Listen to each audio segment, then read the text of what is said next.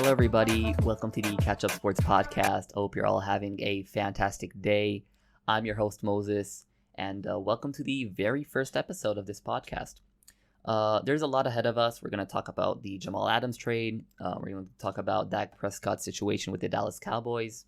And we're going to talk about some NBA restarts and some intriguing storylines and much more. So let's jump right into it. So last week, a blockbuster trade happened in the NFL where the Jets traded their superstar safety Jamaal Adams to the Seattle Seahawks. And as we are NFL fans, when a trade of this magnitude happens, it always seeks our interest to see who are the winners and losers of that trade. For example, the DeAndre Hopkins trade to Arizona, but the winners and losers of that trade are pretty obvious. So let's jump into it. First things first, let's talk about the trade details. So the Seahawks received superstar safety Jamaal Adams and a 2022 fourth-round pick. The Jets received a 2021 first-round pick, a 2022 first-round pick, a 2021 third-round pick, and safety Bradley McDougald. So after we reviewed the details of this trade, let's start on a positive note and talk about the winners. So the first winner is the Jets front office. Even though I don't agree with them trading their best player, the Jets totally finessed the Seahawks front office in this trade, and I applaud them for that. Getting 2 first-round picks for a defensive back is almost unheard of. Only Jalen Ramsey got that type of price when he was traded to the Rams last season.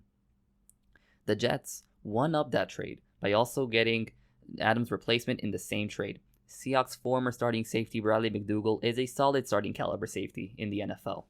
He isn't a game changer like Adams, but he can still do the job.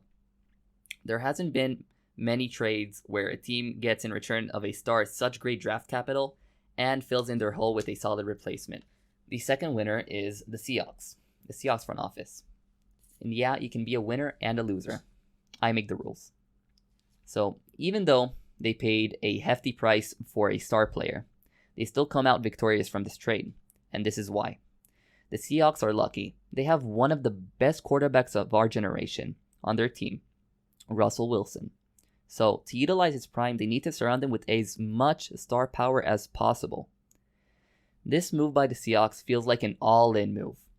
They're all in for the COVID year 2020 next season by overpaying for a star player to help them jump over the hump and make it to the Super Bowl.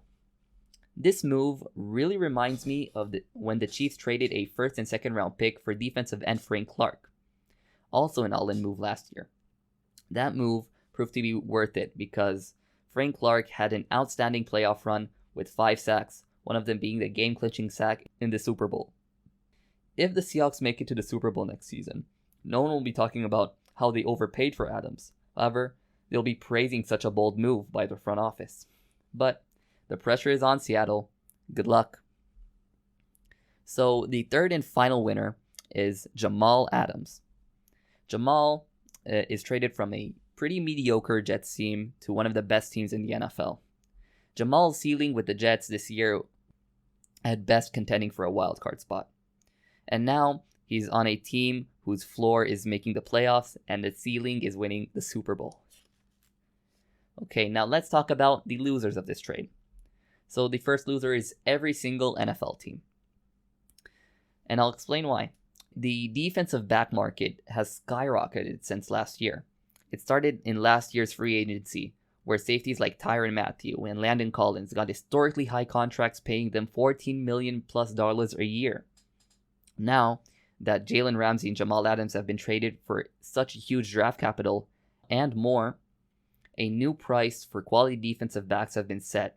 And that means every single NFL team will have a tougher time trying to acquire a quality defensive back. The second loser is safety Bradley McDougald.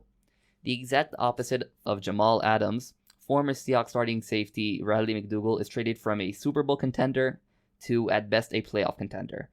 And that's a tough pill to swallow. The third loser is the 49ers and their tight end George Kittle. The 49ers were very, very, very close to acquire Adams in a trade, but the Seattle Seahawks swooped in and took Adams away from them. That means the gap between the 49ers and Seahawks is smaller, or now the gap may be in Seattle's favor.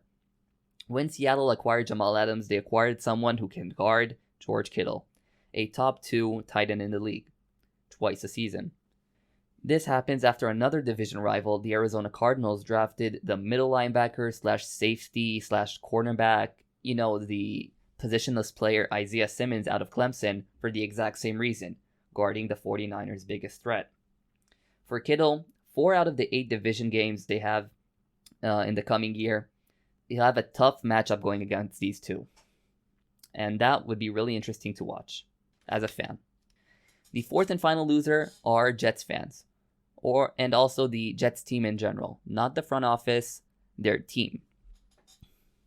So when a team luckily trips on a superstar caliber player, a true game changer, in my opinion, you should never let him go. Yes, the Jets got a lot back for Jamaal Adams, but at the end of the day, the Jets still lost their best player. And you have to accept that the Jets are worse without Jamaal Adams. The New York Jets have been rebuilding since the Mark Sanchez era ended in 2014. This trade is just prolonging this rebuild. It's sad for Jets fans because their team probably won't be serious competitors for at least the next 2 years. And you know what? I'll finish this segment with one question for Jets fans. These 2 first-round picks you got from the Seahawks will be late first-round picks. So what are the chances your team will draft, with these draft picks, a superstar caliber talent like Jamaal Adams? I doubt it. Another thing that happened in the NFL recently is that Dak Prescott, the Cowboys star quarterback, signed his $31 million franchise tag. He signed that franchise tag after turning down an historic 5-year, $175 million deal with over $100 million in guaranteed. And that would pay him about $35 million annually. Some Cowboys fans are displeased because Dak Prescott is only a 4th-round pick. He never got paid real quarterback money, and Dak Prescott is their cornerstone for their franchise. But if I was a Cowboys fan, I'd be glad Dak didn't sign that team-destroying contract. I think Dak's mistake saved the Dallas Cowboys, and I'll explain why. For transparency, I'll explain what makes a quarterback great. In other words, a quarterback worth more than $32 million. So, a great quarterback, or elite quarterback, is a quarterback who elevates his teammates around him, and his team in general is greater just by his presence. So regarding Dak Prescott's case, I'd like to go back to the 2017-2018 season. So during that season, Ezekiel Elliott, the Cowboys star running back, one of the best running backs in the league, suffered a 6-game suspension for violating league policy. From week 10 to week 15 of that year, Ezekiel Elliott served his suspension. Even without Ezekiel Elliott, the Cowboys had the best offensive line in the league, a prime Des Bryant, Cole Beasley, a solid slot receiver, a younger Jason Witten, and Alfred Morris was a legit running back backup at the time. So we can say that Dak had a more than an okay supporting cast without Zeke. So by week 10 of that season, the Cowboys were 5-3, contending for a playoff spot. Let's see how Dak led his teammates in this crucial stretch of games. So on week 10, they faced the Atlanta Falcons, who were a wild card team that year, and they finished 10-6. They got blown out 27-7. Dak's stats were 176 yards, 0 touchdowns, and 0 interceptions. You might say just a fluke game. Maybe just Dak has to get used to not being without a star running back. You know what? If it's just one game, I'm okay with that.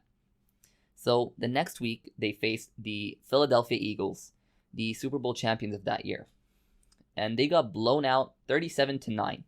Dak's stats were 145 yards, 0 touchdowns, and 3 interceptions. A pretty bad performance to say the least. Let's go to the next week. So they faced the Los Angeles Chargers, who didn't make the playoffs that year. They finished 9-7, and they got blown out 28-6. Dak Prescott's stats were 179 yards, 0 touchdowns, and 2 interceptions. Also a bad game by the Cowboys star quarterback. So next week, they broke the losing streak. They faced the Washington Redskins. Yeah, they were the Redskins at the time, not the Washington football team.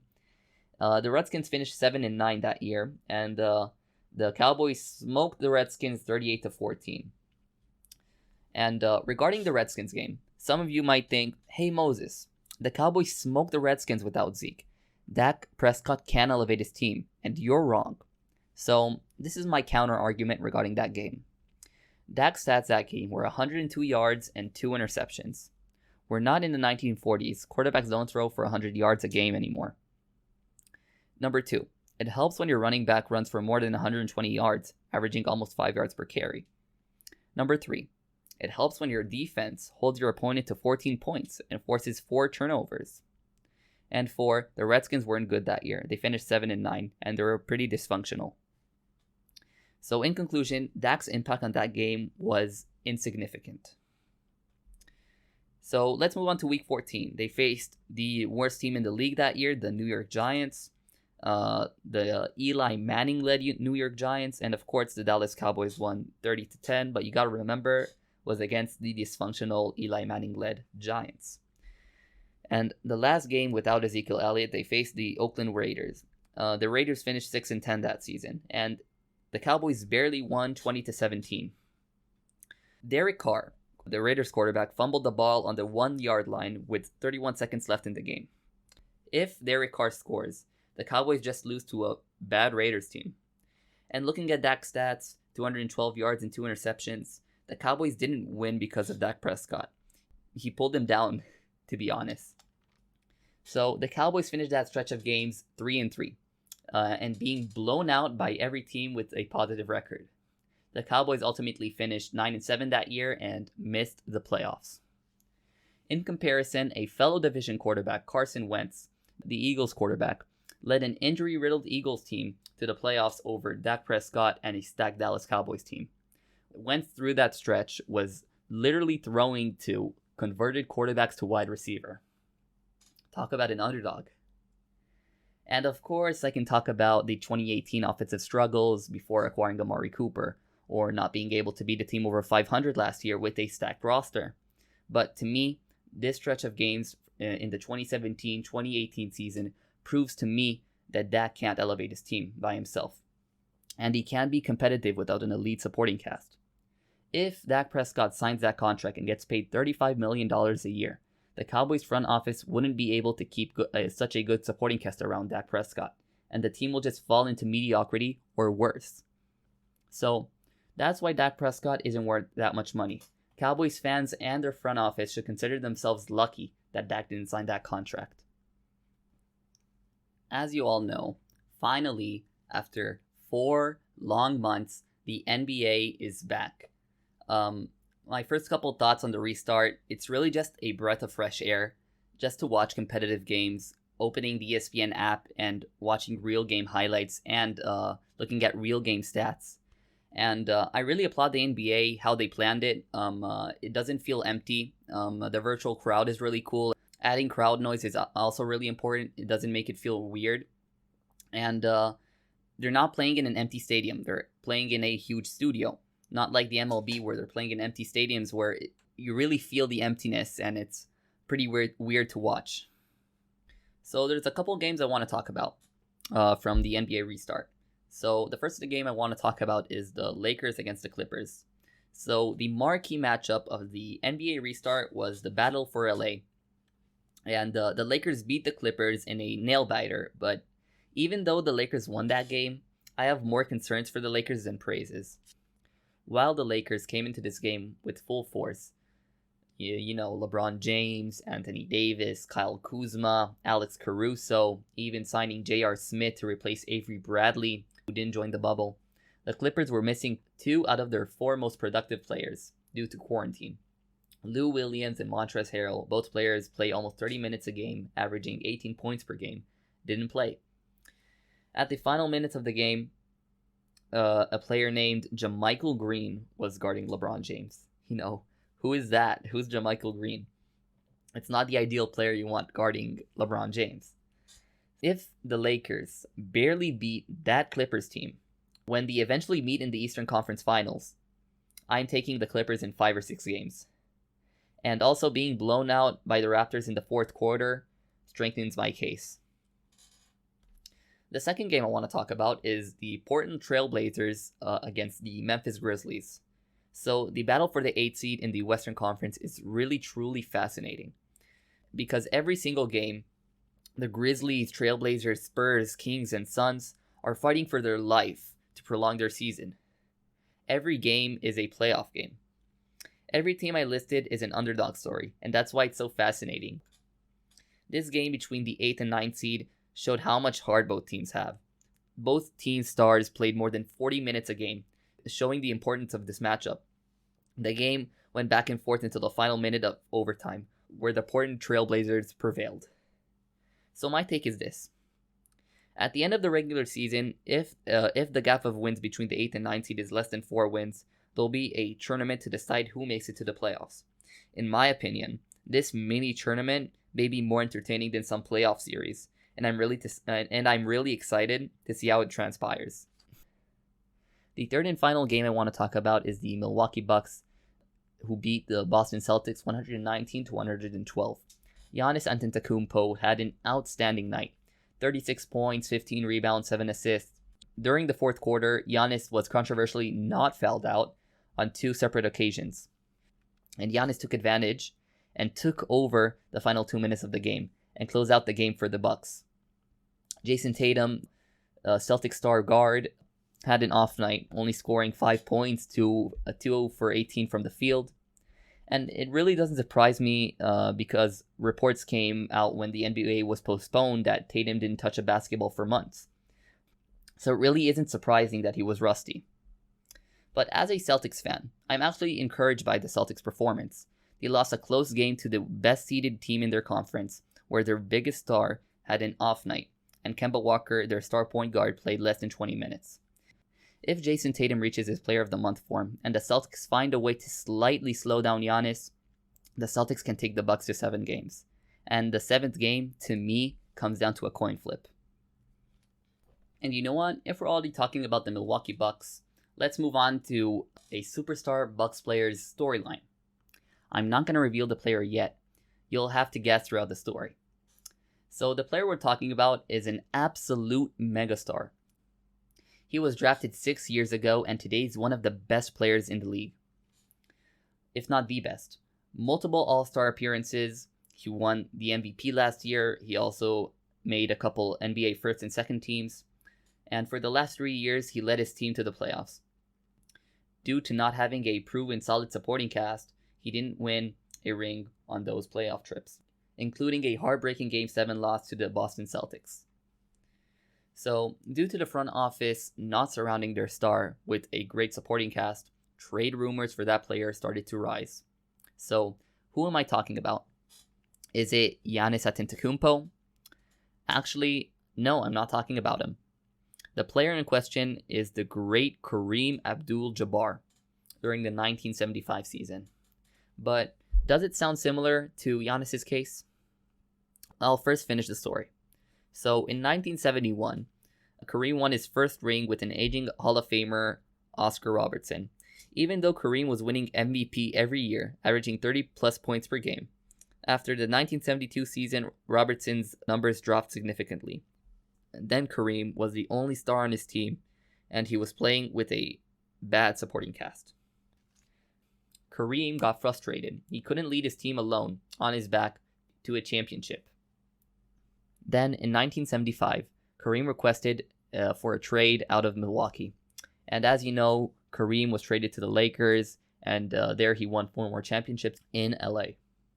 So, why am I telling you this story? I truly believe, history repeats itself. Now, in present time, Giannis Antetokounmpo is pretty much in the same situation. Let's look at the Bucks starting 5, Giannis' supporting cast. So there's Dante DiVincenzo, 9 points per game. I'd say pretty mediocre. You got Brook Lopez, the center, 11 points per game, and that's okay, I guess.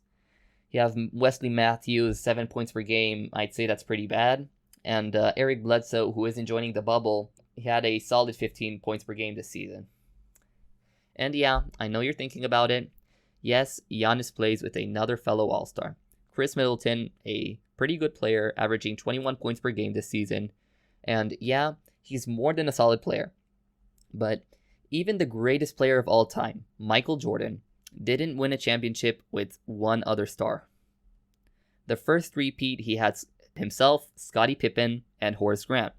And the second three-peat, he had himself, Scottie Pippen, and Dennis Rodman. The Bucks front office hasn't surrounded their star with a championship-caliber supporting cast. Even last year, I think they had a better team with Nikola Mirotic and Malcolm Brogdon, and they still lost to the Kawhi Leonard-led Toronto Raptors in 6 games. If the Bucks don't win the NBA bubble championship, if I were Giannis, I'd request for a trade out of Milwaukee to a team who can provide me a better supporting cast. Just like what Kareem Abdul-Jabbar did exactly 45 years ago. So let's shift to this.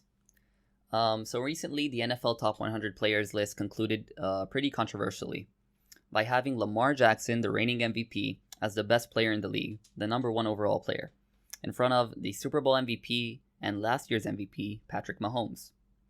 Many people don't understand Lamar's placement on this list, and so do I.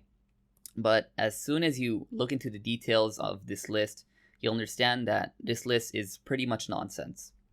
So why shouldn't we take this list seriously? Because this list is a player-voted list, so there's supposed to be flaws. For example, let's just talk about some snubs from this list. So Mitchell Schwartz, the best tackle in the league, didn't make the list, not a top 100 player. Lane Johnson, another top 5 tackle, didn't make the list.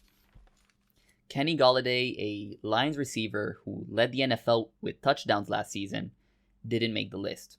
But the one that confuses me the most is the Eagles quarterback, Carson Wentz, who led an injury-riddled Eagles team to the playoffs, didn't make the list. But a fellow division quarterback, Dak Prescott, who had Ezekiel Elliott, Amari Cooper, Tyron Smith, Zach Martin, Michael Gallup, and much more, didn't make the playoffs. And he's number 46 on the list. Also, Jimmy Garoppolo made the list at number 43. And there's 2 things I can guarantee. If Wentz was on the Cowboys last year, the Cowboys would have made the playoffs. And if Wentz was on the 49ers in the 4th quarter, leading 20-10 on the Chiefs, he would have won the Super Bowl. And I truly believe this list has an identity crisis. The NFL makes it seem like it's a real legit list. But if only players vote, it's just a popularity test. Of course, players will vote for skill position players because they're more popular in favor of offensive linemen. It's obvious America's team's quarterback will make the list, but not Philly's quarterback, who had a better season than him. Todd Gurley was number 51 on the list. Todd Gurley didn't have a 100-yard game last season. And Jadeveon Clowney was number 41, but he only had 3 sacks last year. The MVP, All-Pro honors, Pro Bowl votes are voted by media analysts who know the game like it's the back of their hand. And I have a perfect example why player voting shouldn't be taken seriously. So, I think it's a Colts player who made this list. I'm gonna read the names from 1 to 20. And this is the top 20 players to this specific player. So number 1 is Deshaun Watson. Number 2 is DeAndre Hopkins. Then Russell Wilson, Tom Brady, Lamar Jackson, Odell Beckham, pretty weird, Patrick Mahomes, Darius Leonard, number 8, T.Y. Hilton, number 9, Khalil Mack, Julio Jones, Drew Brees, Bobby Wagner, Justin Houston for some reason, Tyreek Hill, Marlon Humphrey, Minka Fitzpatrick, Michael Thomas, Marlon Mack for some reason, at number 20, Aaron Donald. Everyone can agree that that's not the top 20 players in the league, and that order is pretty bad, to say the least. And just another flaw, just for you to know, the vote ballots for this list came at about Thanksgiving. And if that report is true, if this list is showcasing the top 100 players of this season, or last season, now in hindsight, the voting process should be after the season concludes, not during the season, because many things can happen in the playoffs. Many new players can emerge at late of the season, so you never know. So that concludes the very first episode of my American sports podcast. I hope you enjoyed. I really enjoyed it. And you can all follow the podcast Instagram at Catch Up Sports Podcast. And I'll see you guys later. Peace.